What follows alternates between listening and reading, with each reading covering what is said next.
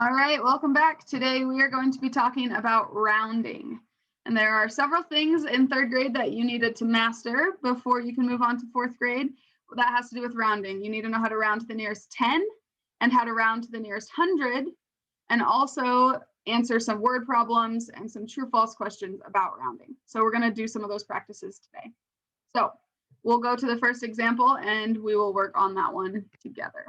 So if we are rounding 23 to the nearest 10, if you are rounding any number to the nearest 10, you need to underline the tens place. The 2 is in the tens place.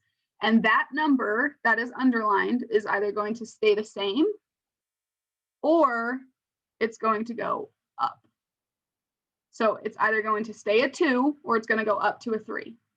Okay, and the way that you have to figure out, is it going to stay the same? Is it going to go up? You have to look at the number next to it. So the 2 is underlined, which means we are looking at the 3.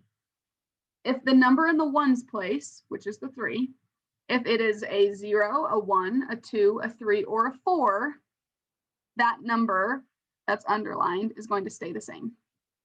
If the number in the ones place is 5 or higher, that's going to make the 2 bump up. So you're going to look at it like this. You're going to look at the tens place. The tens place number is going to stay the same or go up. The way that you know if that number bumps up 1 is if the number in the ones place is greater than 4. So 5, 6, 7, 8, or 9. So in this case, 3 is less than 5, which means the 2 is just going to stay the same. And then you're going to fill in that number with a 0.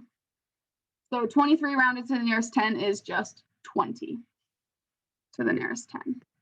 Okay, now let's go to the next one. We're going to round this number to the nearest 10, 324. So again, you're going to underline the tens place, and you're going to look at the number in the ones place, which is the 4. Is the 4 5 or bigger? Nope, which means the 4 just makes the 2 stay the same. So you're going to keep all the numbers before the underlined number. So the 3 stays there, the 2 is staying the same, and then everything after the underlined number becomes a 0. So 320 is what 324 rounded to the nearest 10 is. Okay, we're going to keep working. We're going to just do a few of these questions. So this is a bigger number, but we're still rounding to the nearest 10. So we're going to underline, we're going to underline the tens place here. And then we're going to look at the number in the ones place, 8.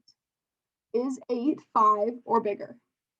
Yes, it is, which means the 2 is not going to stay the same anymore. It's going to round up. It's going to bump up. So you're going to make it a 3. Okay, and remember, everything after the underlined number is a 0, and everything before the underlined number stays the same. So your answer is 3,530. 3,530 is 350 or 3,528 rounded to the nearest 10. Rounded to the nearest 10. All right, now we're going to move on to rounding to the nearest 100. We are going to round 821 to the nearest 100. Since we are rounding to the nearest 100, we're going to underline the hundreds place before we underlined the tens place because we were rounding to the nearest 10. Now we're rounding to the nearest 100, so we need to underline the hundreds place and look at the number right next to it, which in this case is the tens place. Is 2 5 or higher, or is it less than 5? It's less than 5, which means our 8 is going to stay the same, and everything after the underlined number becomes a 0. So you got to put the 2 zeros there. 821 rounded to the nearest 100 is 800. Okay. We are going to round this to the nearest 10, which means we underline the tens place. I want you to try to do this one on your own. I will give you the answer in just a minute. So you can go ahead and pause the video, solve it, and then come back. Okay, hopefully you underlined the 8. That's in the tens place. So you're going to look at the 4. The 4 is less than 5, so it means the 8 stays the same. Everything after the underlined is a 0. Everything before it stays the same. So your answer is 9,680 would be your answer. All right, we're going to round this to the nearest 100. Again, pause the video, solve this one, and then hit play. Hopefully you underlined the 4, which is the hundreds place. You're going to put an arrow to the 2. You look at the 2. The 2 is less than 5, which means the 4 stays the same. And you fill in the zeros for everything after the underlined. So the answer is 400. And now we're going to round to the nearest 1,000. This one's kind of tricky. You can try to do it on your own and then hit play, or pause the video and then hit play when you're ready. This one is a little tricky, so be careful. All right, we're going to go through this one a little bit slower than the last two. So we're going to first underline our hundreds place. This 9 right here is our hundreds place. Which means we're going to look at the number next to it to see if it is bigger than 5. And if it is, it will bump that number up. 9 is bigger than 5, which means then this 9 that's underlined needs to be bumped up. But you can't just write 3, 10, 0, 0, right? Like you can't put a 10 there. So that is not what the answer is. So here's what we need to do. That's why I said this one's a little tricky. So the 9 is going to bump up, which means that becomes a 0 and you like carry the 1, right? So it becomes 4,000 and then everything after the underline is still a 0. So you can't say that it's 3,100 because that's not a thing, right?